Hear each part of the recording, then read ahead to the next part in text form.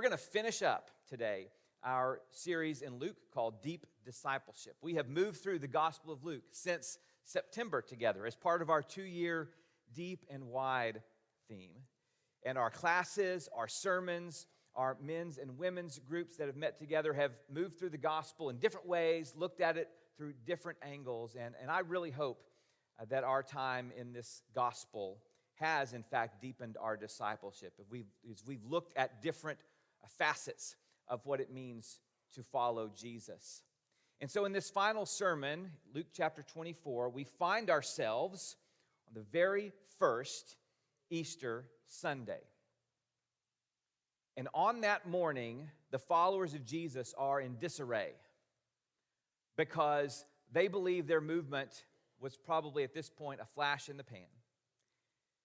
That it is over, that their leader has been killed, that hope is lost, and everything they have spent their time doing in the last 3 years has been for nothing.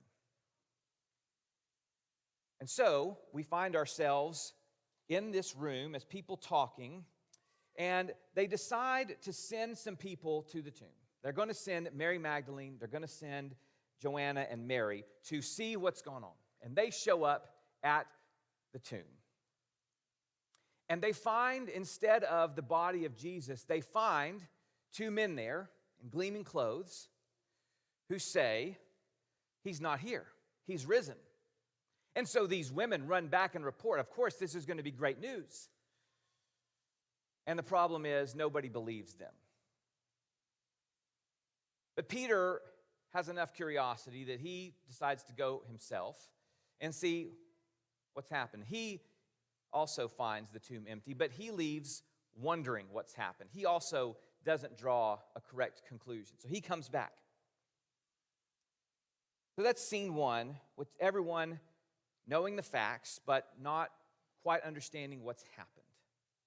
And then we come to the second scene, which is the focus of our time today. Luke takes us to a dusty road leading from Jerusalem, the hub of all the action, out to Emmaus. It's about a 7-mile road, and we find 2 of Jesus' followers walking along that road out of town. They're talking to each other. And you have to wonder what their conversation must have been like. Well, what do you think the Romans are going to do now? I'm glad we got out when we did. When will the real Messiah finally show up and get the Romans off our back? Are we still going to be under threat if we leave town? Who knows what they were speaking about? While they're walking along the road, a third person shows up and starts walking with them. Now, we know who this is. Luke tells us who it is. But these followers of Jesus don't know who's just caught up with them. And this person, whom we know is Jesus, but they don't, says, "Hey, what are you guys talking about?" Just plays dumb here for a moment. And Cleopas, one of them, says, you're coming the same direction we are. Do you not know what the number 1 trending topic is in Jerusalem right now? Where have you been? Well, we're talking about all the things that just happened. And Jesus says, "Oh, yep, what things?" And at this point, Cleopas begins to recite all the facts that have happened. And he gets it mostly correct. Here's what he says. Luke chapter 24, beginning in verse 19. Talking about Jesus, who he doesn't know he's talking to. He says, "Well, he was a prophet, powerful in word and deed before God and all the people. The chief priests and our rulers handed him over to be sentenced to death, and they crucified him. But we had hoped that he was the one who was going to redeem Israel. And what is more, it's the 3rd day since all this took place." So far, exactly correct. It's almost as though he is reciting the Apostles' Creed at this point. Got all the facts in order. Here's the things we believe. But we get a glimpse at where they're headed with their conclusion when he says, "Well, we had hoped," suggesting that despite all these facts, the outcome is not what they had wanted. He keeps going. He says, in addition, some of our women amazed us. They went to the tomb early this morning, but didn't find his body. They came and told us that they had seen a vision of angels who said he was alive. Then some of our companions went to the tomb and found it just as the women had said, but they did not see Jesus. So still correct. Women went to the tomb. They saw the angels who said he's alive. Other companions verified it. They didn't see Jesus. And so at this point, we want to scream at these guys like, exactly, the tomb's empty. Therefore, he's risen. You're exactly there. Just get to the right conclusion. So summarizing what they say they know, Jesus was a prophet who had powerful words and actions. The chief priests handed him over. He was crucified. 3 days later, they find the tomb empty. The angels say he's alive. Other disciples verify this. They had 100% of the facts right, but the wrong conclusion. They believed Jesus up until the crucifixion, but that was for them a deal breaker. That moment, that event, they couldn't get past. And so whatever the facts led them to, they were precluded from coming to the right conclusion because, again, it was a deal breaker. It does not matter what the facts led up to. There's a business writer named Jeannie Duck, and she has a phrase that has stuck with me for a long time. She says, when people are unclear on everything, they will connect the dots in the most pathological way possible. And we've all had instances where we have done that. I remember several years ago, my family, we were in Fort Worth for a wedding of a family friend, and we were staying with my parents, my younger brother, who's 10 years younger. And so we were just out for the evening, and he'd gone off by himself, just down to a bookstore or coffee shop. And he was just calling to say he was on his way back, just walking down the street, University in Fort Worth, and his phone went dead, or it hung up at least. And so everybody's freaking out. He's like, somebody's grabbed him off the street. This is terrible. And I remember thinking like, well, that doesn't immediately make your phone go dead. We would have heard something. Like, I think his battery just died. But you've had those instances where you can't reach somebody and you freak out, even though there's 10 rational, calm possibilities, you jump to the worst one. Or maybe it's a parent or a boss or somebody in authority who just emails and texts you and said, hey, we need to talk. You like getting those? Give you a little confessional. Most ministers will say that if you email us and ask to meet, we would really love it if you would give us like one subject heading on what that's about. We always assume we're going to get chewed on a little bit. Sometimes that assumption is correct, according to some friends of mine.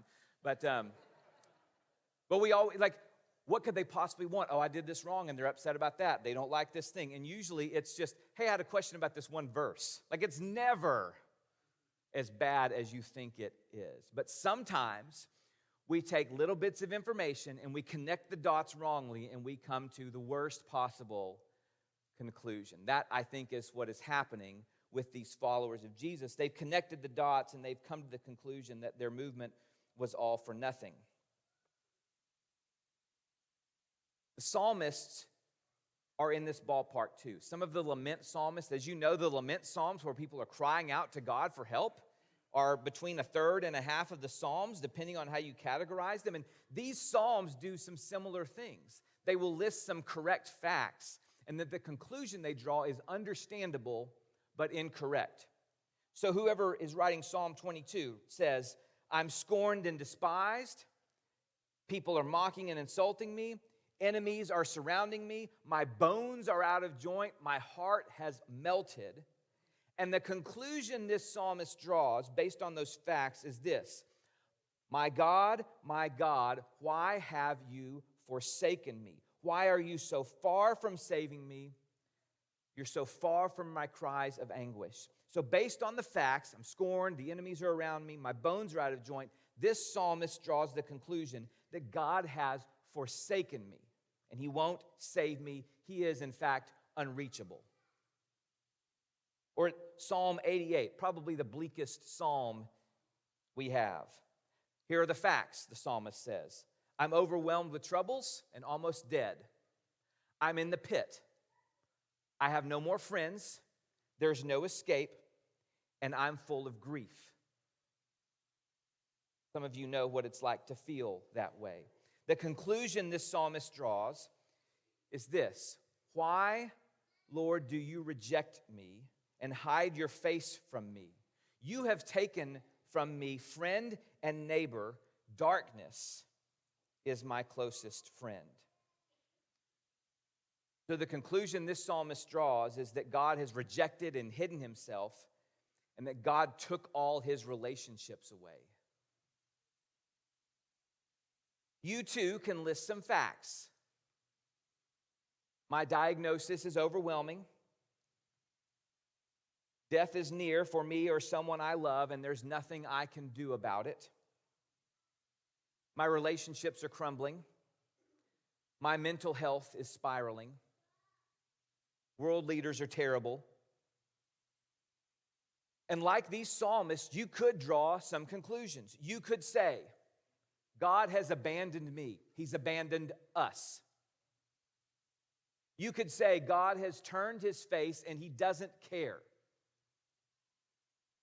You could say that God just is up there with his hands in his pockets, looking around but doing nothing because he doesn't care. So what do we do when we list all of our facts and we come up with these kinds of bleak conclusions?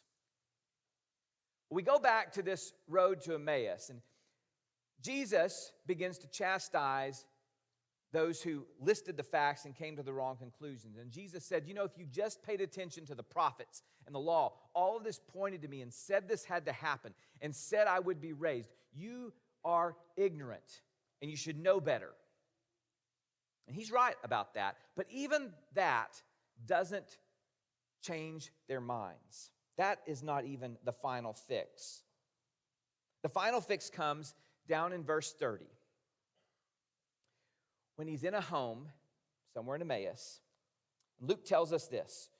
When he was at the table with them, this is Jesus with those followers, he took bread, he gave thanks, he broke it, and he began to give it to them. Then their eyes were opened, and they recognized him, and he disappeared from their sight. They asked each other, were not our hearts burning within us while he talked with us on the road and opened the scriptures to us? Then they got up and returned to Jerusalem. There they found the 11 and those with them assembled together and saying, it is true. The Lord has risen and appeared to Simon. I want you to recall the verbs Luke tells us that Jesus does here. He takes, he blesses, let's give thanks, he breaks it, and then he gives it. That is the exact same sequence of verbs that Luke tells us Jesus does when he feeds the 5,000. It's the exact same sequence of verbs at Passover when Jesus meets with his disciples for the final time before he's crucified. He meets with them and he takes, he blesses, he breaks, and gives. It's the last thing he does before he dies, and it's the first thing he does with them after he's risen. That is the liturgy of the table of the Lord. That is when their eyes were opened and they recognized him. Not when he listed all the facts, not when he pointed them to teachings, but when he takes and blesses and breaks and gives. Aristotle calls this kind of thing a recognition scene, where nothing really changes, but all of a sudden you get it. So they're in the room together, same people, but because of the actions, they see differently and finally understand what's happening. It's not one more sermon. It's not one more article, one more podcast, not one more reel that will get them to the right conclusion. That's not what gets us there. What got them there is that they broke bread together at the table, and there they were reminded of the deep steadfast presence of Jesus and of all the promises fulfilled, and they were reminded that their hope was in fact not in vain. And I suspect that many of us in here find ourselves like those on the road to Emmaus, because we can list all the facts. My disease is growing, my loved one is dying, my relationships are in trouble, my mental health is spiraling, things are bad in my life. And what you don't need, and I recognize the irony of me saying this at this point, what you don't need is one more sermon and one more self-help book and one more inspirational quote. Those things can be helpful, I know. But perhaps what you need is to join the church at the table of the Lord and be reminded of his presence and be reminded that your hope is not in vain. Because when everything in your life is chaos, what you have is the steady presence of the weekly table. When your disease is growing, when your loved one is dying, when your mental health is spiraling, when your relationships are crumbling, maybe the only thing you have that's steady is this weekly gathering at the table. Maybe that's the one thing you can hold on to, where Jesus shows up faithfully and where you can see him. And so, church, at this time, what I'd like to do is to invite you to the table of the Lord.